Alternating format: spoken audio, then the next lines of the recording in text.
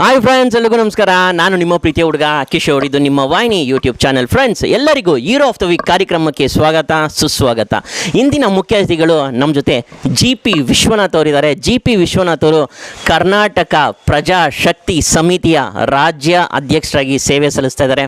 ಮತ್ತು ಇತ್ತೀಚೆಗಷ್ಟೇ ಅವ್ರಿಗೆ ರಾಷ್ಟ್ರ ವಿಭೂಷಣ ಪ್ರಶಸ್ತಿ ಕೂಡ ದೊರೆತಿದೆ. ಸೊ ಬನ್ನಿ, ಇನ್ನೇನಿಗೆ ತಡ ಅವ್ರ ಜೊತೆ hero of the week start ಮಾಡೋಣ. ಸರ್ ನಮಸ್ಕಾರ. ಸರ್ ನಮಸ್ತೆ ಸರ್, ಕರ್ನಾಟಕ ಪ್ರಜಾಶಕ್ತಿ ಸಮಿತಿಯ ನೀವು ರಾಜ್ಯಾಧ್ಯಕ್ಷರಾಗಿ ನೀವು ಸೇವೆ ಸಲ್ಲಿಸ್ತಾ ಇದ್ದೀರಾ. ಈ ಸಂಸ್ಥೆಯಿಂದ ಜನಗಳಿಗೆ ಏನು ಉಪಯೋಗ ಸರ್? ಮೊದಲನೇದಾಗಿ ನಾಡಿನ 6.5 ಕೋಟಿ ಕನ್ನಡದ ಬಂಧುಗಳಿಗೂ ಹಾಗೂ ದೇಶದ ಭಾರತ ದೇಶದ ಒಟ್ಟಾರೆ ಎಲ್ಲ ನಮ್ಮ ಬಂಧುಗಳಿಗೂ ಗಣರಾಜ್ಯೋತ್ಸವದ ಆರ್ಥಿಕ ಶುಭಾಶಯಗಳು. Super sir. ಇವತ್ತು ನಮ್ಮ ದೇಶ ಗಣರಾಜ್ಯೋತ್ಸವವನ್ನು ಆಚರಿಸ್ತಾ ಇದೆ ಅಂದರೆ ಅದಕ್ಕೆ ಅನೇಕ ಸಾವಿರಾರು ಲಕ್ಷಾಂತರ ಕೋಟ್ಯಾಂತರ ದೇಶ ಪ್ರೇಮಿಗಳು ನಾಡ ಪ್ರೇಮಿಗಳು ಜೀವವನ್ನು ತೆತ್ತಿದ್ದಾರೆ. ರಕ್ತ ಬಲಿದಾನಗಳು ನಡೆದಿದೆ. ಅಂಥವ್ರನ್ನ ಸ್ಮರಿಸುವಂತಹ ಮತ್ತು ಅಂಥವರ ತ್ಯಾಗ ಬಲಿದಾನದಿಂದ ಸಿಕ್ಕಿದಂಥ ಈ ನಮ್ಮ ಗಣರಾಜ್ಯೋತ್ಸವ ಮತ್ತು ಸ್ವತಂತ್ರವನ್ನು ನಿಜವಾಗ್ಲೂ ನಾವು ಮನಪೂರ್ವಕವಾಗಿ ಅವ್ರಿಗೆ ಅರ್ಪಣೆ ಮಾಡಬೇಕು. ಯಾಕಂದರೆ ಎಲ್ಲರಿಗೂ ಗೊತ್ತಿರೋಂಗೆ ಕಿತ್ತೂರು ರಾಣಿ ಚೆನ್ನಮ್ಮ, ಒನಕೆ ಓಬವ್ವ, ಝಾನ್ಸಿ ರಾಣಿ ಲಕ್ಷ್ಮೀಬಾಯಿ ಇಂಥ ಮಹಾನ್ ಸ್ವತಂತ್ರ ಹೋರಾಟಗಾರರು ಬಹಳಷ್ಟು ತ್ಯಾಗ ಬಲಿದಾನ ಮಾಡಿದ್ದಾರೆ. ಭಗತ್ ಸಿಂಗ್ ಅವರಾಗಿರ್ಬೋದು, ರವೀಂದ್ರನಾಥ್ ಠಾಗೂರು, ಜ್ಯೋತಿ ಬಾಪುಲೆ ಅಂತ ಮಹಾನ್ ವ್ಯಕ್ತಿಗಳು. ನಾವು ಒಬ್ಬರು ಇಬ್ಬರು ಅಂತ ಹೆಸರೇ ಹೇಳೋಕ್ಕೆ ಆಗದಿರೋಷ್ಟು ದೇಶ ಮತ್ತು ನಾಡಿನಲ್ಲಿ ಒಂದು ತ್ಯಾಗ ಬಲಿದಾನದಿಂದ ಗಣರಾಜ್ಯೋತ್ಸವದ ಈ ಒಂದು ಸ್ವತಂತ್ರವನ್ನು ನಮಗೆ ದೇಶಕ್ಕೆ ತಂದುಕೊಟ್ಟಿದ್ದಾರೆ. ಎಲ್ಲರಿಗೂ ಮತ್ತೊಮ್ಮೆ ಗಣರಾಜ್ಯೋತ್ಸವದ ಆರ್ಥಿಕ ಶುಭಾಶಯಗಳು. ಅದು ಕರ್ನಾಟಕ ಪ್ರಜಾಶಕ್ತಿ ಸಮಿತಿ ವತಿಯಿಂದ ಹಾಗೂ ಕರ್ನಾಟಕ ಪರ ಸಂಘಟನೆಗಳ ಒಕ್ಕೂಟದಿಂದ ಕೂಡ ಎಲ್ಲರಿಗೂ, ನಾಡಿನ ಸಮಸ್ತ ಬಂಧುಗಳಿಗೂ ದೇಶದ ಸಮಸ್ತ ಬಂಧುಗಳಿಗೂ ಕೂಡ ರಾಜ್ಯೋತ್ಸವದ ಶುಭಾಶಯಗಳು. Okay sir. ಸರ್, ಇವಾಗ ನನ್ನ ಪ್ರಶ್ನೆಗೆ ಉತ್ತರ ಕೊಡಿ ಸರ್. ಈಗ ಏನು ನೀವು ಕೇಳಿದಂಗೆ ಕರ್ನಾಟಕ ಪ್ರಜಾಶಕ್ತಿ ಸಮಿತಿಯಿಂದ ಏನು ನಾಡಿನ ಜನತೆಗೆ ಉಪಯೋಗ ಇದೆ ಅಂತ, ಖಂಡಿತವಾಗ್ಲೂ ಇದು ಅಕ್ಷರಶಃ ಒಳ್ಳೆ ವಿಚಾರವನ್ನು ಕೇಳಿದಿರಿ. ನಾನು ಮೂಲತಃ ವಿದ್ಯಾರ್ಥಿ ಸಂಘಟನೆಯಿಂದ ಬಂದಂಥವನು. ವಿದ್ಯಾರ್ಥಿ ಸಂಘಟನೆಯಲ್ಲೇ ಸುಮಾರು 8 ವರ್ಷಗಳ ಕಾಲ ರಾಜ್ಯಾಧ್ಯಕ್ಷನಾಗಿ ಕೆಲಸ ಮಾಡಿದ್ದೇನೆ. ಈಗ ಕರ್ನಾಟಕ ಪ್ರಜಾಶಕ್ತಿ ಸಮಿತಿಯಲ್ಲಿ 8 ವರ್ಷಗಳಿಂದ, ಒಟ್ಟಾರೆ 16 ವರ್ಷಗಳಿಂದ ನಾಡಿನ ಸೇವೆಯನ್ನು ಮಾಡ್ತಾ ಬಂದಿದ್ದೀವಿ. ಈ ನಾಡು, ನೆಲ, ನುಡಿ, ಜಲ, ಭಾಷೆ, ಜನಗಳ ರಕ್ಷಣೆಯೇ ನಮ್ಮ ಮುಖ್ಯವಾದ ಹೊಣೆಯಾಗಿದೆ. ರಕ್ಷಣೆಯೇ ನಮ್ಮ ಮುಖ್ಯ ಉದ್ದೇಶ ಆಗಿದೆ. ಇವತ್ತು ಕರ್ನಾಟಕ ಪ್ರಜಾಶಕ್ತಿ ಸಮಿತಿ ಇದುವರೆಗೂ ಲಕ್ಷಾಂತರ ಜನ ಬಡ ವಿದ್ಯಾರ್ಥಿಗಳಿಗೆ ಬುಕ್ಸು, ಬ್ಯಾಗು, ಸ್ಕಾಲರ್ಶಿಪ್ಪನ್ನು, ಸಮವಸ್ತ್ರಗಳನ್ನು ನೀಡಿದೆ. ಅದೇ ರೀತಿ ತಂದೆ ತಾಯಿ ಇಲ್ಲದಂಥ ಹೆಣ್ಮಕ್ಳುಗಳಿಗೆ ಸಾವಿರಾರು ಜನಕ್ಕೆ ಟೈಲರ್ ಮಿಷಿನ್ಗಳನ್ನು ಕೊಟ್ಟಿದ್ದೀವಿ. ತಳ್ಳೋಗಾಡಿ ಹೆಣ್ಮಕ್ಳಿಗೆ ಸೀರೆಯನ್ನು ಕೊಟ್ಟಿದ್ದೀವಿ. ಮತ್ತು ವಯಸ್ಸಾದವ್ರಿಗೆ, ತಳ್ಳೋಗಾಡಿ ವಯಸ್ಸಾದವರು ಬಡವರಿಗೆ ಬೆಡ್ಶೀಟನ್ನು ಕೊಟ್ಟಿದ್ದೀವಿ. ಮತ್ತು ಒಂದು ಅನಾಥಾಶ್ರಮ ಕೂಡ ನಾವು ನಡೆಸ್ತಾ ಇದ್ದೀವಿ. ಸುಮಾರು 50 ಜನ ತಂದೆ ತಾಯಿ ಇಲ್ಲದಂಥ ಮಕ್ಕಳು ಕೂಡ ಅಲ್ಲಿ ವಾಸವಾಗಿದ್ದಾರೆ. ಅವರಿಗೆ ಉಚಿತ ಶಿಕ್ಷಣವನ್ನು ಮತ್ತು ಏನು ಅವ್ರಿಗೆ ಉಳ್ಕೊಳ್ಳೋಕೆ ಜಾಗವನ್ನು ಪ್ರತಿಯೊಂದು ಕೊಟ್ಟು ಒಂದು ಅನಾಥಾಶ್ರಮವನ್ನು ಕೂಡ ಮಾಡ್ತಾ ಇದ್ದೀವಿ, ನಡೆಸ್ತಾ ಇದ್ದೀವಿ. ಯಾವ್ಯಾವ ಬೆನಿಫಿಟ್ಸ್ ನೀವು ಹೇಳಿದ್ರಿ? ಹೌದು, ಅದೆಲ್ಲ ಕರ್ನಾಟಕ ಪ್ರಜಾಶಕ್ತಿಯಿಂದ ಆಗಿರುವಂಥದ್ದು, ಸರ್ಕಾರದಿಂದ ಆಗಿರುವಂಥದ್ದು? ಇದು ಕರ್ನಾಟಕ ಪ್ರಜಾಶಕ್ತಿ ಸಮಿತಿಯಿಂದ ಆಗಿರುವಂಥದ್ದು. ನಾವೇ ಖುದ್ದಾಗಿ, ಯಾಕಂತಂದ್ರೆ ಯಾರು ಅನಾಥರಲ್ಲ. ಇದು ಪ್ರಪಂಚದಲ್ಲಿ ಪ್ರತಿಯೊಬ್ಬರಿಗೂ ಕೂಡ ಪ್ರತಿಯೊಬ್ಬರು ಇದ್ದೇ ಇರ್ತಾರೆ, ನೆರವು ಅನ್ನೋ ಆಸರೆ ಅನ್ನೋದ ಉದ್ದೇಶ ಇಟ್ಕೊಂಡು ನಾವು ಈ ಒಂದು ಸೇವೆಯನ್ನು ಕರ್ನಾಟಕ ಪ್ರಜಾಶಕ್ತಿ ಸಮಿತಿ ಮಾಡ್ತಾ ಇದೆ. ಇಲ್ಲಿ ಯಾವುದೇ ಥರ ಸರ್ಕಾರದಿಂದ ಯಾವುದೇ ರೀತಿಯಲ್ಲಿ ನಡೀತಾ ಇಲ್ಲ, ಸವಲತ್ತುಗಳನ್ನ ತಗೊಂಡು ಮಾಡ್ತಾ ಇರೋದಲ್ಲ. ಇದು ನಾವು ವೈಯಕ್ತಿಕವಾಗಿ ಮಾಡಿದಂಥ ಇಲ್ಲ, ಆ ಥರ ಇಲ್ಲ. ಸರ್ಕಾರದಿಂದ ಯಾವುದೇ ಸೌಲಭ್ಯವನ್ನು ನಾವು ಪಡಿತಾ ಇಲ್ಲ, ಇದುವರೆಗೂ ಪಡೆದಿಲ್ಲ, ಮುಂದೆ ಪಡೆಯಲ್ಲ. ಯಾಕಂತಂದರೆ ಭಗವಂತ ನಮಗೆ ದುಡಿಯೋ ಶಕ್ತಿ ಕೊಟ್ಟಿದ್ದಾನೆ. ನಾವು ತಿನ್ನೋದ್ರಲ್ಲಿ ಇನ್ನೊಂದು ತುತ್ತು ಬಡವ್ರಿಗೆ ಕೊಡೋಣ ಅನ್ನೋ ನಿಟ್ಟಿನಲ್ಲಿ ನಾವು ಈ ಒಂದು ಸೇವೆಯನ್ನು ಮಾಡ್ತಾ ಇದ್ದೀವಿ. ನಮ್ಮ ಉಸಿರಿರೋ ತನಕ ಕನ್ನಡ ನಾಡು, ನೆಲ, ನುಡಿ, ಜಲ, ಭಾಷೆ, ಜನಗಳ ವಿಚಾರದಲ್ಲಿ ನಾವು ಹೋರಾಟವನ್ನು ಎಷ್ಟು ಮಾಡ್ತೀವೋ ಅದೇ ರೀತಿ ಕೂಡ ಅವರ ಕಷ್ಟಗಳು ಬಂದಾಗ ನಾವು ಸ್ಪಂದಿಸ್ತೀವಿ, ಇರ್ತೀವಿ. ಯಾಕಂದರೆ ನಿಮ್ಮೆಲ್ಲರಿಗೂ ಗೊತ್ತಿದೆ, ಇವತ್ತು ಶ್ರೀ ಶಿವಕುಮಾರ ಸ್ವಾಮೀಜಿಯವರು ಪರಮ ಪೂಜ್ಯ ಗುರುಗಳು. ಯಾಕಂದರೆ ನಾನು ಅಲ್ಲೇ ಓದಿದ್ದು, ಮಠದಲ್ಲೇ. ಓಕೆ. ಅಂತ ಒಂದು ನಮ್ಮ ದೇವರು ಅಂತ ಹೇಳ್ತೀವಿ, ನಡೆದಾಡೋ ದೇವರು. ಆ ದೇವರ ಒಂದು ಮಾರ್ಗದರ್ಶನದಲ್ಲಿ ನಾವು ಬೆಳೆದಿದ್ದು. ಯಾಕಂದ್ರೆ ನಾನು ಅಲ್ಲಿ 4-5ನೇ ಕ್ಲಾಸ್ ಅಲ್ಲೇ ಓದಿದ್ದು. ನಾನು ಇಸ್ವಿ ಅಂತ ತಗೊಂಡ್ರೆ ನನಗೆ ಗೊತ್ತಿರಂಗೆ 98 ಏನೋ, 98 ಅಲ್ಲ, 97-96 ಅಲ್ಲಿ ನಾನು ಅಲ್ಲಿ ಓದಿದ್ದು. 4-5ನೇ ಕ್ಲಾಸ್ ಅಲ್ಲೇ ನಾನು ಮುಗಿಸಿದ್ದು. ಯಾಕಂದರೆ ನಮ್ಮ ತಂದೆ ತಾಯಿಯವರು ಶಿಸ್ತನ್ನು ಕಲೀಲಿ ಅಂತ ನನ್ನ ಅಲ್ಲಿ ಬಿಟ್ಟಿದ್ರು. ಯಾಕಂದರೆ ಅಲ್ಲಿ ಕಲಿತವರು, ಯಾಕಂದರೆ ಆ ನಡೆದಾಡೋ ದೇವರ ಒಂದು ಆಶ್ರಯದಲ್ಲಿದ್ದರೆ ಖಂಡಿತ ಒಂದು ಒಳ್ಳೆಯ ಉದ್ದೇಶ ಗುರಿಯನ್ನು ಇಟ್ಕೊಂಡು ಹಾಗಾಗಿ ಇದ್ದೇ ಇರುತ್ತೆ. ಹಾಗಾಗಿ ನಮ್ಮ ತಂದೆ ತಾಯಿಯವ್ರ ಆಸೆನೂ ಅದೇ ಇತ್ತು. ಹಾಗಾಗಿ ನಾನು ಅಲ್ಲೇ 4-5ನೇ ಕ್ಲಾಸ್ ಓದಿದ್ದು. ಅವರ ಉದ್ದೇಶಗಳು, ಮಾರ್ಗದರ್ಶನಗಳು. ಹೌದು, ಯಾರು ಶಿಕ್ಷಣ ಕಲಿತಾರೆ ಅವ್ರಿಗೆ ಜೀವನದ ಬಗ್ಗೆ ತುಂಬ ಆಸಕ್ತಿ ಇರ್ತದೆ, ಮತ್ತು ಜೀವನ ಯಾವ ರೀತಿ ರೂಪಿಸ್ಕೊಬೇಕನ್ನೋದು ಕೂಡ ಗೊತ್ತಿರುತ್ತೆ. ಖಂಡಿತ ಆ ಒಂದು ಮಾನವೀಯತೆ ಮೌಲ್ಯಗಳನ್ನು, ಮಾನವೀಯತೆ ಗುಣಗಳನ್ನು ಮತ್ತು ಆ ಒಂದು ಬಾಂಧವ್ಯವನ್ನು ನೋಡಬೇಕು ಅಂದರೆ ನೀವು ಅಲ್ಲೋಗಿ ಕಲಿತ್ರೆ ಗೊತ್ತಾಗ್ಬಿಡುತ್ತೆ, ಅಥವಾ ಅಲ್ಲಿದ್ದರೆ ಗೊತ್ತಾಗ್ಬಿಡುತ್ತೆ. ಯಾಕಂದರೆ ನಮ್ಮ ನಡೆದಾಡೋ ದೇವರಿದ್ದಾರಲ್ಲ, ಆ ದೇವರ ಒಂದು ಇದುವರೆಗೂ ಎಷ್ಟು ಲಕ್ಷಾಂತರ ಜನ ವಿದ್ಯಾರ್ಥಿಗಳಿಗೆ ದಾರಿದೀಪವಾಗಿದ್ದಾರೆ ನನ್ನಂಥವ್ರಿಗೆ. ಅಂದರೆ ಇವತ್ತು ಉದಾಹರಣೆಗೆ ನಾನೀಗ ರಾಜ್ಯಾಧ್ಯಕ್ಷನಾಗಿ ನಿಂತಿದ್ದೀನಿ ಅಂದರೆ ಅವರ ಆಶೀರ್ವಾದ, ಅವರ ಮಾರ್ಗದರ್ಶನ, ಅವರ ಗುರಿ, ಅವರ ಉದ್ದೇಶ, ಒಳ್ಳೆಯ ನಡವಳಿಕೆ. ಯಾಕಂದರೆ ಖಂಡಿತ ಸತ್ಯ, 100% ಸತ್ಯ.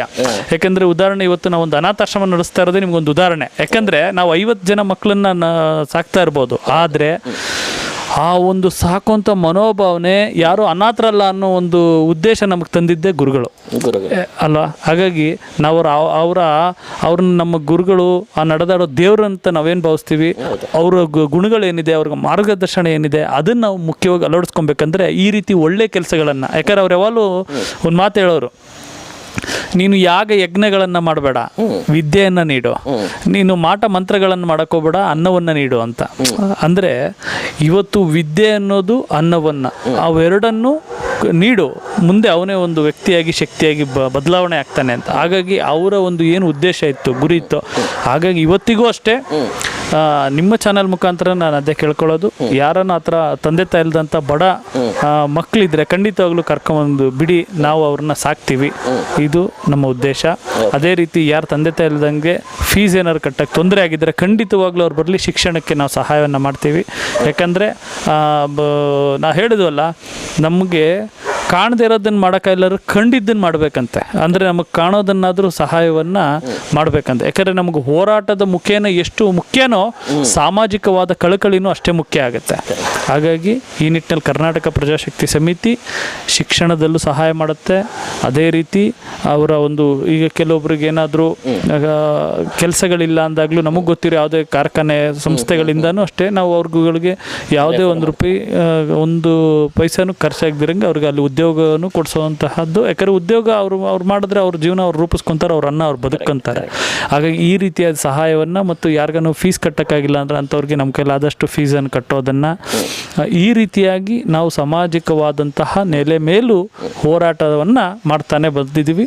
ಇನ್ನು ಮುಂದೇನೂ ಕೂಡ ಇದೇ ರೀತಿಯಾದ ಈ ನಾಡಿಗೆ, ಜನಗಳಿಗೆ, ದೇಶಕ್ಕೆ ನಾವು ನಮ್ಮ ಕೊನೆ ಉಸಿರಿರೋ ತನಕ ಕರ್ನಾಟಕ ಪ್ರಜಾಶಕ್ತಿ ಸಮಿತಿ, ಕರ್ನಾಟಕ ಪರ ಸಂಘಟನೆ ಒಕ್ಕೂಟ ನಾವು ಮಾಡ್ತಾನೆ ಇರ್ತೀವಿ ಅಂತ ಈ ನಿಟ್ಟಿನಲ್ಲಿ ಹೇಳಕ್ಕೆ ಇಚ್ಛೆ ಪಡ್ತೀನಿ. ಸರ್, ಎಷ್ಟು ಜನ ಆಲ್ರೆಡಿ ಸೇರಿದ್ದಾರೆ ಸರ್? ಸುಮಾರು ಕರ್ನಾಟಕ ಪ್ರಜಾಶಕ್ತಿ ಸಮಿತಿ ನಿಮ್ಗೆ ಹೇಳ್ದಂಗೆ ನಾವು ವಿದ್ಯಾರ್ಥಿ ಸಂಘಟನೆಯಿಂದ ಬಂದಿದ್ದು. ಅವಾಗ ಏನು 8 ವರ್ಷ ವಿದ್ಯಾರ್ಥಿ ಸಂಘಟನೆಯಲ್ಲಿದ್ದು, ಅದಾದಮೇಲೆ ಏನು ಕರ್ನಾಟಕ ಪ್ರಜಾಶಕ್ತಿ ಸಮಿತಿ ಈಗ 8 ವರ್ಷದಿಂದ ಕಾರ್ಯನಿರ್ವಹಿಸ್ತಾ ಇದೆ. ಸರಿಸುಮಾರು 18ರಿಂದ 20 ಲಕ್ಷ ಜನ ಕಾರ್ಯಕರ್ತರನ್ನು ಇಡೀ ರಾಜ್ಯಾದ್ಯಂತ ಹೊಂದಿದೆ. ಕರ್ನಾಟಕ ಪ್ರಜಾಶಕ್ತಿ ಸಮಿತಿ ರಾಜ್ಯದಲ್ಲಿ ಮಾತ್ರ ಅಲ್ಲ, ಗೋವಾದಲ್ಲೂ ಇದೆ, ಅದೇ ರೀತಿ ದುಬೈಯಲ್ಲೂ ಇದೆ, ಅಬುದಾಬಿಯಲ್ಲೂ ಇದೆ, ಕತ್ತರಲ್ಲೂ ಇದೆ, ಅದೇ ರೀತಿ ಜರ್ಮನಲ್ಲೂ ಇದೆ. ನೆಕ್ಸ್ಟು ಅಮೆರಿಕದಲ್ಲೂ ಕೂಡ ಕರ್ನಾಟಕ ಪ್ರಜಾಶಕ್ತಿ ಸಮಿತಿಯನ್ನು ಉದ್ಘಾಟನೆ ಮಾಡ್ತಾ ಇದ್ದೀವಿ.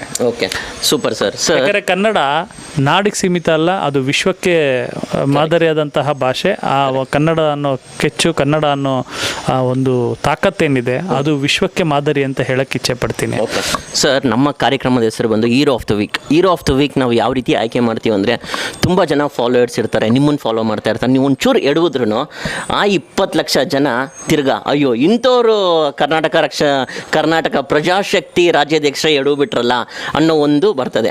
ಸೊ ಹಾಗಾಗಿ ನೀವು ಯಾವ ಥರ ನಿಟ್ಟಿನಲ್ಲಿ ನೀವು ಹೋಗ್ತಿದ್ರ ನಿಮ್ಮ ದಾರಿನಲ್ಲಿ? ನಮ್ಮ ದಾರಿ, ಉದ್ದೇಶ, ಗುರಿ ಇದೇನೆ.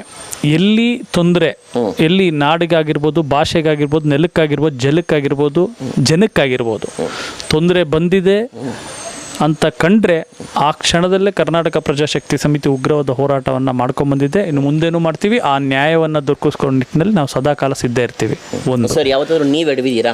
ನಾವು ಖಂಡಿತವಾಗ್ಲೂ ಎಡವಿಲ್ಲ. ಯಾಕೆ ಅಂತಂದರೆ ನಾವು ಹೇಳಿದೆ ನಿಮಗೆ, ಯಾಕಂದರೆ ಶಿವಕುಮಾರ ಸ್ವಾಮೀಜಿಯವರ ಆಶ್ರಯದಲ್ಲಿ ಬೆಳೆದಂಥವ್ರು, ಅವರ ಮಾರ್ಗದರ್ಶನದಲ್ಲಿ ಬೆಳೆದಂಥವ್ರು.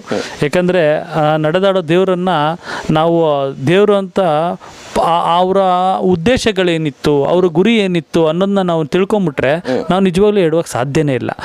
ಆ ನಿಟ್ಟಿನಲ್ಲಿ ನಾವು ಇದುವರೆಗೂ ಯಾವುದೇ ಥರನೂ ಎಡವಿಲ್ಲ, ಮುಂದೇನು ಎಡುವುದಿಲ್ಲ. ಯಾಕಂದರೆ ನಮ್ಮ ಬದ್ಧತೆ ಒಂದೇ, ಸಾಮಾಜಿಕ ಕಳಕಳಿ. ನಮ್ಮಿಂದ ಏನಾಗುತ್ತೋ ಆ ಸಹಾಯವನ್ನು ಮಾಡ್ತೀವಿ. ನಮ್ಮ ಕೈಲಿ ಆಗದೆ ಇದ್ದಾಗ ಸುಮ್ಮನೆ ಇರ್ತೀವಿ.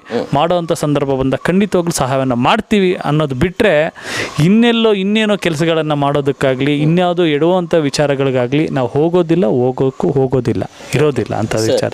ಯುವಕರಿಗೆ ಏನಕ್ಕೆ ಇಷ್ಟಪಡ್ತೀರಾ ನಿಮ್ಮ ಕರ್ನಾಟಕ ಪ್ರಜಾಶಕ್ತಿ ಸಮಿತಿ ಪರವಾಗಿ? ಇವತ್ತು ಯುವಕರು ಈ ನಾಡಿನ ಮತ್ತು ದೇಶದ ಶಕ್ತಿ, ರೈತರು ಈ ನಾಡಿನ ಮತ್ತು ದೇಶದ ಬೆನ್ನೆಲುಬು. ಈ ಒಂಥರ ಹೇಗೆ ಅಂದರೆ ಒಂದೇ ನಾಣ್ಯದ ಎರಡು ಮುಖ ಇದ್ದಂಗೆ. ಹಾಗಾಗಿ ರೈತರು ಏನಾದ್ರು ವ್ಯವಸಾಯ ಮಾಡೋದು ಬಿಟ್ಟರೆ ನಾವು ಯಾರೂ ಬದುಕಲ್ಲ. ಅದೇ ರೀತಿ ವಿದ್ಯಾರ್ಥಿಗಳು, ಯುವಕರು ಕೂಡ ತಪ್ಪು ದಾರಿಗಿಳಿದ್ರೆ ದೇಶ ಮುಂದುವರಿಯಲ್ಲ. ತಾವುಗಳು ದಯಮಾಡಿ ತಪ್ಪು ದಾರಿಗೆ ಹೋಗೋದನ್ನು ಬಿಟ್ಟು, ಅಥವಾ ಇವತ್ತು ನಾವು ನೋಡ್ತಾ ಇರ್ಬೋದು ಯುವಕರನ್ನು ದಾರಿ ತಪ್ಪಿಸುವಂಥ ಅನೇಕ ಕುತಂತ್ರಗಳು ನಡೀತಾ ಇದೆ, ಚಟುವಟಿಕೆಗಳು. ಈಗ ಅಫೀಮು, ಗಾಂಜಾ, ಡ್ರಗ್ಸು, ಹುಕ್ಕ, ಈ ಥರ ಬೇಡದಿರೋ ಕೆಲಸಗಳನ್ನು ಮಾಡಿಕೊಂಡು ಯುವಕರನ್ನು, ವಿದ್ಯಾರ್ಥಿಗಳನ್ನು ತಪ್ಪು ದಾರಿಗೆ ಎಳಿತಾ ಇದ್ದಾರೆ. ಅಂಥವ್ರಿಗೆ ಸರ್ಕಾರಗಳು, ರಾಜ್ಯ ಸರ್ಕಾರ ಆಗಿರ್ಬೋದು, ಕೇಂದ್ರ ಸರ್ಕಾರ ಆಗಿರ್ಬೋದು, ಕಠಿಣ ಶಿಕ್ಷೆಯನ್ನು ಕೊಡಬೇಕು. ಅದೇ ರೀತಿ ಯುವಕರನ್ನು ಯಾರು ತಪ್ಪು ದಾರಿಗೆ ಎಳಿಬೇಕು ಅಂತ ಉದ್ದೇಶಗಳನ್ನು ಇಟ್ಕೊಂಡು ಅವ್ರನ್ನ ದೇಶ, ಅದು ಯುವಕರು ಹಾಳಾಗೋದಷ್ಟೇ ಅಲ್ಲ, ವಿದ್ಯಾರ್ಥಿಗಳು ಹಾಳಾಗೋದಲ್ಲ, ದೇಶನೇ ಹಾಳಾದಂಗೆ. ಕರೆಕ್ಟ್. ಹಾಗಾಗಿ ಅಂಥ ಯಾವುದೇ ಚಟುವಟಿಕೆಗಳಲ್ಲಿ ಅಥವಾ ಅಂಥದ್ದು ಯಾವುದೇ ಡ್ರಗ್ಸು, ಅಫೀಮು, ಗಾಂಜಾ, ಹುಕ್ಕ ಇಂಥದ್ದು ಯಾವುದನ್ನು ದಯಮಾಡಿ ವಿದ್ಯಾರ್ಥಿಗಳಾಗಲಿ ಯುವಕರಾಗಲಿ ನೀವು ಮುಟ್ಟಬೇಡಿ. ಇಂಥದನ್ನು ನೀವು ಗೋಜಿಗೆ ಹೋಗಬೇಡಿ, ಇಂಥದ್ದಕ್ಕೆ ದಾಸರಾಗಬೇಡಿ. ದಯಮಾಡಿ ನಿಮ್ಮನ್ನು ನಂಬಿ ನಿಮ್ಮ ತಂದೆ ತಾಯಿಗಳಿರ್ತಾರೆ, ಅಣ್ಣ ತಮ್ಮದಿರು, ಅಕ್ಕ ತಂಗಿರು, ನಿಮ್ಮ ಕುಟುಂಬ ಪರಿವಾರ ನಿಮ್ಮನ್ನು ನಂಬ್ಕೊಂಡಿರುತ್ತೆ, ನಿಮ್ಮ ಮೇಲೆ ನಂಬಿಕೆ ಇಟ್ಟಿರ್ತಾರೆ. ಆ ನಂಬಿಕೆಗೆ ಏನಾದ್ರು ಒಂದು ನಾಡಿಗೋ ದೇಶಕ್ಕೋ ಸೇವೆಯನ್ನು ಮಾಡಿ ಅಥವಾ ಸಾಧನೆಯನ್ನು ಮಾಡಿ ಬಿಟ್ಟರೆ ನೀವು ಇಂಥದ್ದು ಯಾವುದನ್ನು ಮಾಡಬೇಡಿ ಅಂತ ನಾನು ನಿಟ್ಟಿನಲ್ಲಿ ಹೇಳಕ್ಕೆ ಇಚ್ಛೆ ಪಡ್ತೀನಿ. ಸರ್, ನಿಮ್ಮ ಹೀರೋ ಯಾರು ಸರ್? ನೀವು ಯಾರನ್ನ ಫಾಲೋ ಮಾಡ್ತೀರಾ? ನನ್ನ ಹೀರೋ ಶಿವಕುಮಾರ್ ಸ್ವಾಮೀಜಿಗಳೇ ನನ್ನ ಹೀರೋ, ಮತ್ತು ಡಾಕ್ಟರ್ ರಾಜ್ಕುಮಾರ್ ಅವರು. ನಾವು ಮೊದಲಿನಿಂದನೂ ಡಾಕ್ಟರ್ ರಾಜ್ಕುಮಾರ್ ಅಭಿಮಾನಿನೇ, ಮತ್ತು ನಮ್ಮ ನಡೆದಾಡೋ ದೇವರು ಶಿವಕುಮಾರ್ ಸ್ವಾಮೀಜಿಗಳೇ ನಮ್ಮ ಹೀರೋಗಳು. Okay, super sir. ಸರ್, ಯಾವುದಾದ್ರು ಒಂದು ಗೋಲ್ಡನ್ ಮೂಮೆಂಟ್ ನಿಮ್ಮ ಲೈಫಲ್ಲಿ ನಡೆದಿರೋದು ನಮ್ಗೆ ಹೇಳಿ ಸರ್. ಗೋಲ್ಡನ್ ಮೂಮೆಂಟ್ ಅಂದರೆ ನೀವು ಹೇಳಿದ್ರಿ ಏನು, ಅದೇ ರೀತಿ ನನ್ನ ಹೀರೋ ಅಂದರೆ ನಾನು ಇನ್ನೊಂದು ಹೇಳೋಕ್ಕೆ ಇಚ್ಛೆ ಪಡ್ತೀನಿ. ಹೇಳಿ ಸರ್. ನನ್ನ ತಂದೆ ತಾಯಿ ನನ್ನ ಹೀರೋ. ಯಾಕೆ ಅಂದರೆ ನನ್ನ ತಂದೆಯವರು ಸೈನಿಕರು, ಅವ್ರು ದೇಶಕ್ಕೆ ಸೇವೆ ಮಾಡ್ತಾಯಿದ್ರು. ಚಿಕ್ಕ ವಯಸ್ಸಲ್ಲಿ ಒಂದು ಮಾತು ಹೇಳಿದ್ರು, ನಾನು ದೇಶಕ್ಕೆ ಸೇವೆ ಮಾಡ್ತಾಯಿದ್ದೀನಿ, ನೀನು ನಾಡಿಗಾರು ಸೇವೆ ಮಾಡಪ್ಪ ಅಂತ. ಹಾಗಾಗಿ ಚಿಕ್ಕಂದಿನಿಂದನೇ ವಿದ್ಯಾರ್ಥಿ ಸಂಘಟನೆಯಿಂದ ನನ್ನ ಹೋರಾಟಕ್ಕೆ ಇಳಿಸಿದ್ದು. ನನ್ನ ತಾಯಿಯವರು ಅಷ್ಟೇ, ಯಾವ ಒಂದು ಏನಾದ್ರು ಒಂದು ಹೋರಾಟಕ್ಕೆ, ಒಂದು ವಿದ್ಯಾರ್ಥಿ ಸಂಘಟನೆಯಲ್ಲಿ ಏನೋ ಒಂದು ಮಾಡ್ತಾ ಇದ್ದೀವಿ ಅಂದರೆ ಪ್ರೋತ್ಸಾಹ ಕೊಡೋರು, ಮಾಡಪ್ಪ, ಮಾಡು, ಒಳ್ಳೆ ಕೆಲಸ ಮಾಡಪ್ಪ ಅಂತ. ಯಾಕಂದರೆ ಚಿಕ್ಕ ವಯಸ್ಸು ನಂಗೊಂದು ಮಾತು ಕೇಳಿದ್ರು, ದೊಡ್ಡವನಾದ್ಮೇಲೆ ಏನಪ್ಪ ಮಾಡ್ತೀಯ ಅಂತ ನಮ್ಮ ತಂದೆ ತಾಯಿ. ನಾನಂದೆ, ಏನಾರು ಓದ್ಬಿಟ್ಟು ಒಳ್ಳೆ ಕೆಲಸಕ್ಕೆ ಸೇರ್ತೀನಿ, ಅದೆಲ್ಲರೂ ಮಾಡ್ತಾರೆ ದಡ್ಡ, ನೀನೇನಾದ್ರು ನಾಡಿಗೆ ಅಥವಾ ದೇಶಕ್ಕೆ ಸೇವೆ ಮಾಡು, ಅದೇ ದೊಡ್ಡದು ಅಂತ. ಹಾಗಾಗಿ ನನ್ನ ಹೀರೋಗಳಂದರೆ ನನ್ನ ತಂದೆ ತಾಯಿಯವರು, ನಡೆದಾಡೋ ದೇವರು ಶಿವಕುಮಾರ್ ಸ್ವಾಮೀಜಿಗಳು ಮತ್ತು ಡಾಕ್ಟರ್ ರಾಜ್ಕುಮಾರ್ ಅವರೇ. Super sir. ಸರ್, ನೀವೇನು LLB ವಿದ್ಯಾಭ್ಯಾಸ ಮಾಡ್ತಾ ಇದ್ದೀರಾ? ಹೌದು, ಇನ್ನು LLB ಓದ್ತಾ ಇದ್ದೀನಿ. 1 ವರ್ಷ ಆಗಿದೆ, ಇನ್ನು ಕಂಪ್ಲೀಟ್ ಮಾಡಬೇಕಂತ ಇದ್ದೀನಿ. ಸರ್, ನೀವು ವಕೀಲರಾಗೋದ್ರೆ ಯಾರು ಸರ್ ಹೋರಾಟ ಎಲ್ಲ ಮಾಡೋದು? ನಾನು ವಕೀಲರು ಆಗ್ತಾ ಇದ್ದೀನಿ ಅಂದರೆ ನಾನು ಅದನ್ನು ಬೇರೆ ಉದ್ದೇಶಕ್ಕಲ್ಲ, ಯಾರಿಗೆ ಅನ್ಯಾಯ ಆಗಿರುತ್ತೆ, ಯಾರಿಗೆ ತೊಂದರೆ ಆಗಿರುತ್ತೆ ಅಂಥವ್ರಿಗೆ ಕಾನೂನಾತ್ಮಕವಾಗಿ. ಯಾಕಂದರೆ ನಮ್ಮ ಭಾರತದ ಶಿಲ್ಪಿ ನಮ್ಮ ಬಾಬಾ ಸಾಹೇಬ್ ಅಂಬೇಡ್ಕರ್ ಅವರು ರಚನೆ ಮಾಡಿದಂಥ ಈ ಒಂದು ಸಂವಿಧಾನ ಕಾನೂನು ಏನಿದೆ, ಇದಕ್ಕೆ ನಾವೆಲ್ಲರೂ ಪರಿಪೂರ್ಣವಾಗಿ ತಲೆಬಾಗಬೇಕು. ಯಾಕಂದರೆ ಕಾನೂನಕ್ಕಿಂತ ದೊಡ್ಡವ್ರು ಯಾರು ಇಲ್ಲ ಇಲ್ಲಿ.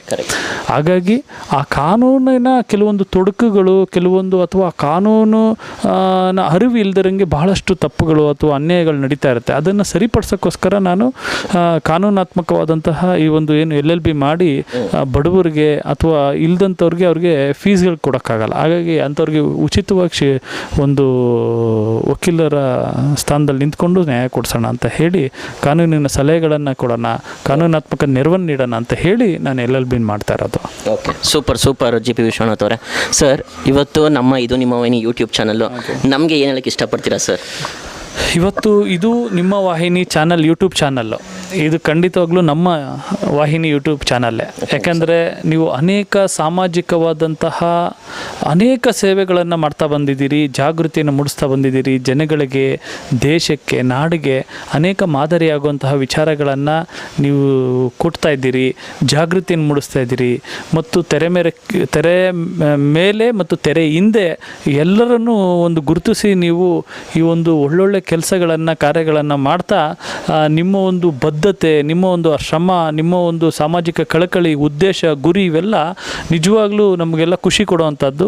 ಹಾಗಾಗಿ ಇದು ನಿಮ್ಮ ವಾಹಿನಿ ಯೂಟ್ಯೂಬ್ ಚಾನಲ್ಗೆ ಖಂಡಿತವಾಗ್ಲೂ ಕರ್ನಾಟಕ ಪ್ರಜಾಶಕ್ತಿ ಸಮಿತಿ ಯಾವಾಗಲೂ ನಿಮ್ಮ ಜೊತೆ ಇರುತ್ತೆ. ಅದೇ ರೀತಿ ಕರ್ನಾಟಕ ಪರ ಸಂಘಟನೆ ಒಕ್ಕೂಟ ಕೂಡ ನಿಮ್ಮ ಜೊತೆ ಇರುತ್ತೆ ಅಂತ ಹೇಳ್ತಾ, ನಿಮಗೆ ಯಾವುದೇ ರೀತಿ ಸಹಕಾರ ಆದರೂ ಕೂಡ ನಾವು ನಿಮ್ಮ ಜೊತೆ ಇರ್ತೀವಿ. ನಿಮ್ಮ ಈ ಒಂದು ಸಾಮಾಜಿಕ ಕಳಕಳಿ, ಬದ್ಧತೆ, ನಿಷ್ಠೆ, ಸೇವೆಯನ್ನು ನಿಜವಾಗ್ಲೂ ನಮ್ಮ ಮನಪೂರ್ವಕವಾಗಿ ನಿಮ್ಗೆ ಅಭಿನಂದನೆ ಸಲ್ಲಿಸ್ತೀವಿ. ನಿಮಗೂ ಕೂಡ ಗಣರಾಜ್ಯೋತ್ಸವದ ಶುಭಾಶಯಗಳು. ಅದೇ ರೀತಿ ಇನ್ನೊಂದೇನೆಂದರೆ, ನಾನು ಕೇಂದ್ರ ಸರ್ಕಾರಕ್ಕೆ ಒಂದು ಮನವಿ ಮಾಡ್ತೀನಿ. ದಯಮಾಡಿ ಇವತ್ತು ಶಿವಕುಮಾರ ಸ್ವಾಮೀಜಿ ಅವರಿಗೆ ಭಾರತ ರತ್ನವನ್ನು ಕೊಡಬೇಕು ಅಂತ ಈ ನಿಟ್ಟಿನಲ್ಲಿ ನಾನು ಒತ್ತಾಯ ಮಾಡ್ತಾ ಇದ್ದೀನಿ. ಅನೇಕ ವರ್ಷಗಳಿಂದ ಒತ್ತಾಯ ಮಾಡಿ ಹೋರಾಟನೂ ಮಾಡಿದ್ದೀವಿ. ನೋಡಿ, ಭಾರತ ರತ್ನವನ್ನು ಅವರು ಭಾರತಕ್ಕೆ ರತ್ನ, ಹೌದು, ಪರಮ ಪೂಜ್ಯ ನಡೆದಾಡೋ ದೇವರು ಶಿವಕುಮಾರ ಸ್ವಾಮೀಜಿಗಳು ಭಾರತಕ್ಕೆ ರತ್ನ, ಅವರು ವಿಶ್ವಕ್ಕೆ ರತ್ನ. ಅಂಥ ರತ್ನಕ್ಕೆ ನೀವು ಭಾರತ ರತ್ನವನ್ನು ಇನ್ನೂ ಕೊಡದೇ ಇರೋದು ದುರದೃಷ್ಟಕರ. ಅವರು ಮಾಡಿರೋ ಸೇವೆ ಅದು ಯಾವ ಜನ್ಮದಲ್ಲೂ ನಾವು ಯಾರೂ ಕೂಡ ತೀರ್ಸೋಕ್ಕಾಗದೇ ಇರೋವಂಥದ್ದು. ಅಂಥ ದೇವರನ್ನು ಪಡೆದಂಥ ನಾವೇ ಧನ್ಯರು, ನಾವೇ ಪುಣ್ಯವಂತರು. ಹಾಗಾಗಿ ಆ ದೇವರಿಗೆ, ನಡೆದಾಡೋ ದೇವರಿಗೆ ಅತಿ ಶೀಘ್ರದಲ್ಲೇ ಭಾರತ ರತ್ನನೂ ಸಿಗಬೇಕು, ವಿಶ್ವರತ್ನ ಸಿಕ್ಕರೆ ಇನ್ನೂ ಖುಷಿ ಅಂತ ಹೇಳ್ತಾ, ಇದು ನಿಮ್ಮ ಚಾನಲ್ ವಾಹಿನಿಗೂ ಕೂಡ ಅಭಿನಂದನೆ ಸಲ್ಲಿಸ್ತಿದ್ದೀನಿ. ಖಂಡಿತವಾಗ್ಲೂ ನಿಮ್ಮ ಒಂದು ಏನು ಸೇವೆ ಇದೆ ಇದು ನಿಜವಾಗ್ಲೂ ನಿರಂತರವಾಗಿ ನಡೀತಾ ಇರಲಿ. ನಿಮ್ಮೊಟ್ಟಿಗೆ ನಾವು ಇರ್ತೀವಿ. ಕರ್ನಾಟಕ ಪ್ರಜಾಶಕ್ತಿ ಸಮಿತಿ ಹಾಗೂ ಕರ್ನಾಟಕ ಪರ ಸಂಘಟನೆ ಒಕ್ಕೂಟದ ಸಮಸ್ತ ಕಾರ್ಯಕರ್ತರು, ಪದಾಧಿಕಾರಿಗಳು ಎಲ್ಲರೂ ಕೂಡ ನಿಮ್ಮೊಟ್ಟಿಗೆ ಇರ್ತೀವಿ. ನಾಡಿನ ಜನತೆಗೆ ಮತ್ತು ದೇಶ ಜನತೆಗೆ ಕೂಡ ನಮ್ಮ ಉಸಿರಿರೋ ತನಕ ನಿಮ್ಮ ಸೇವೆಗೆ, ನಿಮ್ಮ ಜೊತೆಯಾಗಿ ನಾವು ಇರ್ತೀವಿ ಅಂತ ಈ ನಿಟ್ಟಿನಲ್ಲಿ ಹೇಳಕ್ಕೆ ಇಚ್ಛೆ ಪಡ್ತೀನಿ. Okay sir, super sir, thank you very much sir. Friends, ನೋಡಿದ್ರಲ್ಲ, ಈ ವಾರದ hero of the week GP Vishwanath ಅವರು ಕರ್ನಾಟಕ ಪ್ರಜಾಶಕ್ತಿ ಸಮಿತಿಯ ರಾಜ್ಯಾಧ್ಯಕ್ಷರಾಗಿ ಸೇವೆ ಸಲ್ಲಿಸಿದ್ದಾರೆ. Sir, thank you very much sir. ಓಕೆನಾ? ಓಕೆ, ಶುಭವಾಗಲಿ. Thank you. ಎಲ್ಲರಿಗೂ ಕೂಡ ಯುವಕರಿಗೆ ಹೇಳ್ದಂಗೆ ಎಲ್ಲರೂ ಕೂಡ ಒಳ್ಳೆ ದಾರಿಯಲ್ಲಿ ನಡೆದು ನಾವೆಲ್ಲರೂ ಈ ದೇಶಕ್ಕೆ, ನಾಡಿಗೆ ಮಾದರಿಯಾಗುವಂಥ ವ್ಯಕ್ತಿಗಳಾಗಿ ನಾವು ಬದುಕೋಣ ಅಂತ ಹೇಳ್ತಾ ನನ್ನ ಮಾತನ್ನು ಮುಗಿಸ್ತೀನಿ. ಜೈ ಹಿಂದ್, ಜೈ ಕರ್ನಾಟಕ ಮಾತೆ. Super sir. ಓಕೆ ಫ್ರೆಂಡ್ಸ್, ನೋಡಿದ್ರ ನಮ್ಮ ಜೊತೆ ಇವತ್ತು GP ವಿಶ್ವನಾಥ್ ಅವರಿದ್ದರು ಹೀರೋ ಆಫ್ ದ ವೀಕ್ ಆಗಿ. ಇನ್ನೇನಿಗೆ ತಡ, ಇದು ನಿಮ್ಮ ಯೂಟ್ಯೂಬ್ ಚಾನಲ್. ಸಬ್ಸ್ಕ್ರೈಬ್ ಮಾಡಿ, ಶೇರ್ ಮಾಡಿ, ಲೈಕ್ ಮಾಡಿ, ಕಮೆಂಟ್ ಮಾಡಿ. ಸೈನಿಂಗ್ ಆಫ್ ಫ್ರಮ್ ನಿಮ್ಮ ಪ್ರೀತಿಯ ಹುಡುಗ ಕಿಶೋರ್. ನಮಸ್ತೆ.